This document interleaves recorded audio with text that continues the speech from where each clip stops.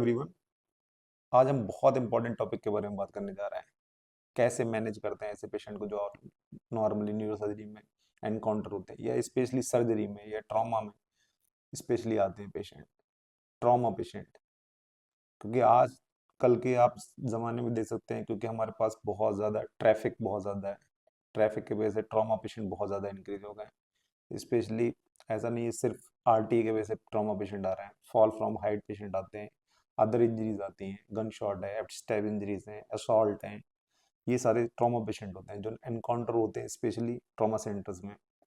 हम इन पेशेंट में स्पेशली ये मेरे जो जूनियर्स हैं उनके लिए स्पेशली हम लोग कैसे मैनेज करते हैं और क्या क्या करना चाहिए मैनेज करने में।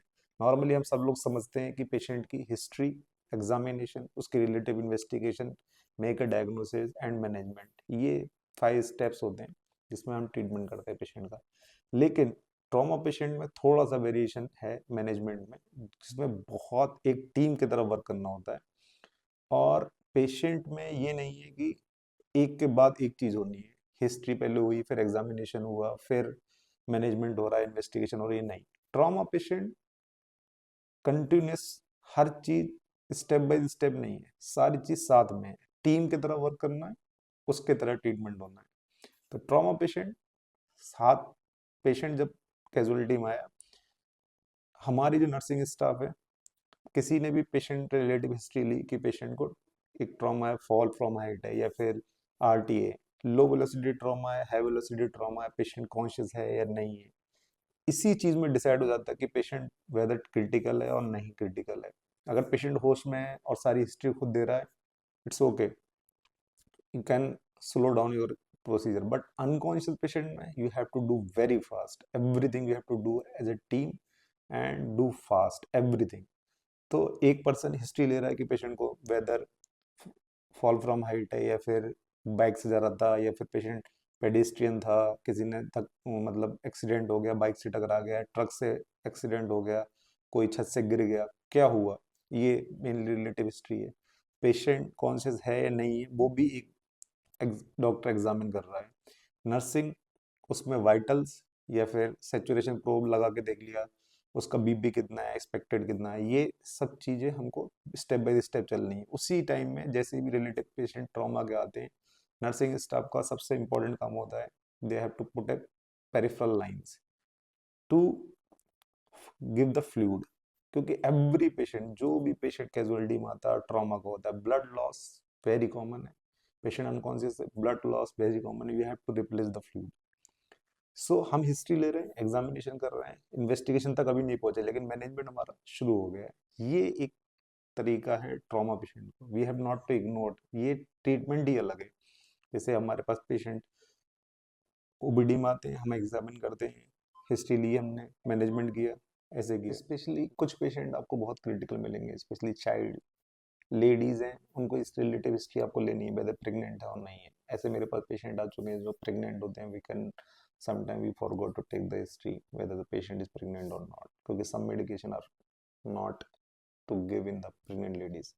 तो आपको ये एकदम रिलेटिव हिस्ट्री लेनी है और मैनेजमेंट एक साथ में चल रहा है, वो अलग एक सिनेरियो है जो चल रहा है। ठीक है। पेशेंट की में एक और एग्जामिनेशन में ये देखना कहीं ओपन वुंड तो नहीं है। ठीक है, आपको उसको स्टेबलाइज करना है। नॉर्मली हम ट्रॉमा पेशेंट में as a neurosurgeon I am telling you कि जब हम लोग सर्जरी में थे तो हम भूल जाते थे कि हम स्पाइन को स्टेबलाइज करें। We are towards more towards the chest injuries and abdomen injuries, peripheral injury, pelvis injury, ये हम देखते थे, लेकिन spine is very common. So spine को स्टेबलाइज करना है, specially cervical spine, dorsal lumbar spine are stabilize. तो हमको सर्वाइकल स्पाइन को मूव ज़्यादा नहीं करना है, क्योंकि अवॉइडेबल इंजरीज होती हैं, अवॉइड कर सकते हैं अगर हम इसको पेशेंट को किस सर्वाइक नेक को स्टेबलाइज कर दें, कॉलर पहना दें, या अगर हमको लग रहा है हाई वेलोसिटी ट्रॉमा है, फ्रंटल इंजरी है या ऑक्सीपिटल इंजरी है, इसमें पेशेंट का हेड भी मूव करता है, जिसकी वजह से सर्वाइकल स्पाइन इंजरी हो सकती है। तो उसको हमें ध्यान में रखना है। ब्लीड का हमें पता है, ओपन इंजरी कोई ब्लीड है नहीं, एग्जामिनेशन में ये सारी चीज़ें हो गई, कॉन्शियस ना था, अल्ट्रा सेंसोरियम में था, पेशेंट का रेस्पिरेशन सही नहीं था, या फिर पेशेंट शॉक में, फ्लूइड साथ में चल रहा है। हमने जैसे ही हमने कोई भी कैनोला डाला पेशेंट को और हमको लगा रिलीवेंट हिस्ट्री में कि पेशेंट को हाई वेलोसिटी ट्रॉमा है और हमको लगा पेशेंट शॉक में जा रहा है, आप कैनुला डालिए। डोंट वेट कि आप पेशेंट का सैंपल बाद में निकालेंगे, नहीं, आप उसी कैनुला से सैंपल लीजिए और उसको इन्वेस्टिगेशन के लिए भेजिए, उसके हीमोग्लोबिन के लिए, उसके रिलेवेंट लैब एग्जामिनेशन के लिए, ब्लड ग्रुप के लिए, वायरल मार्कर्स के लिए, कि अगर पेशेंट को इन केस हमको ओटी शिफ्ट कराना हुआ, जब तक हम पेशेंट को कैजुअलिटी में ट्रीट कर रहे हैं तब तक हम प्रिपेयर कर लेंगे पेशेंट को ओटी में शिफ्ट कराने के लिए, और उसी बीच दौरान हमको पेशेंट के रिलेटिव को काउंसिल भी करना है। ये सारी चीज़ें हमको ट्रॉमा में करनी होती हैं। आपको तीन चीज़ें याद रखनी है हमेशा, सर्जरी डिपार्टमेंट में आपको तीन चीज़ें हमेशा याद रखनी है। पेशेंट प्रिपेयर होना चाहिए, आपके इंस्ट्रूमेंट जो रिलेटिव इंस्ट्रूमेंट है जिससे आप ऑपरेट करने जा रहे हैं वो आपके प्रिपेयर होना चाहिए, और तीसरी बहुत इंपॉर्टेंट चीज़, आपका खुद का प्रिपेयर होना बहुत ज़रूरी है। तो prepare your instruments, prepare your patient and prepare yourself to proceed for surgery, ये सबसे ज़्यादा इंपॉर्टेंट चीज़ है।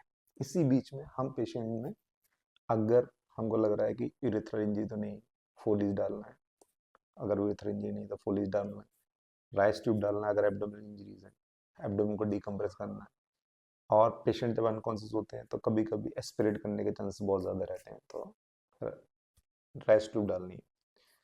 चेस्ट में हमको देखना है एग्जामिन करके, कोई ऐसा तो नहीं है कोई मूवमेंट कम हो रहा है या फिर टेंडरनेस है बहुत ज़्यादा, क्रेपिटस है, तो चेस्ट ट्यूब डाल सकते हैं।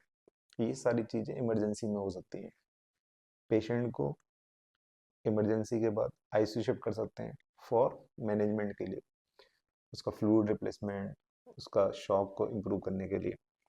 ओटी अगर करनी है, अगर इमरजेंसी पड़ी ओटी करने की, तो ओटी के लिए शिफ्ट होगा पेशेंट।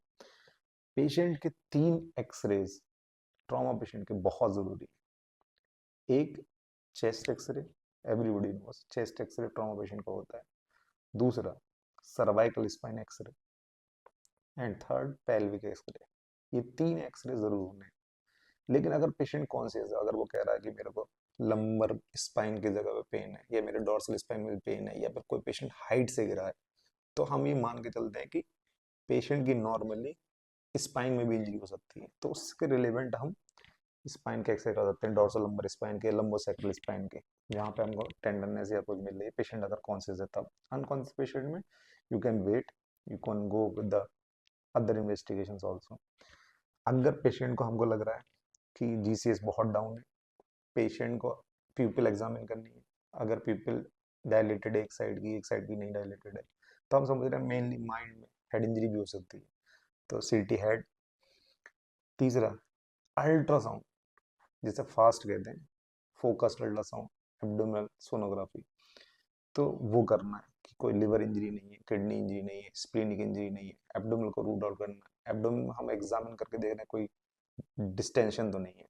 ये सारी चीजें पैरेलल होती हैं। And one more thing, you have to expose the patient fully in trauma और in the ICU to examine everything. Sometime हम क्लेविकल इंजरी को इग्नोर कर देते हैं, क्लेविकल इंजरी होती है जिसकी वजह से ब्रैकियल प्लेक्सस इंजरी हो सकती है, जो बहुत कॉमन है।